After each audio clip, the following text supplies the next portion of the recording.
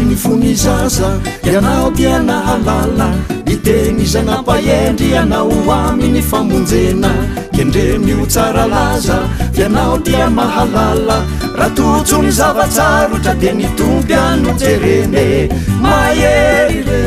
tsy osay ilay fanahy zay nomena fitiavana fanahy faonona teny izy aza mamenatra ny ovavolombelona ny tompo iany jerena mahery re tsy osay ilay fanahy zay nomena fitiavana fanahy faonona teny izy aza mamenatra ny ovavolombelona ny tompo iany jerena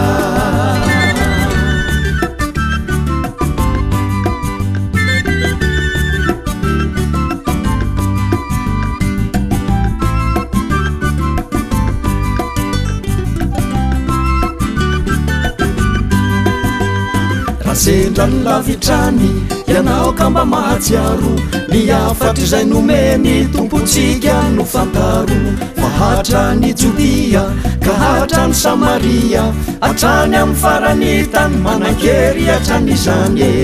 mahery re tsy osay ilay fanahy zay nomena fitiavana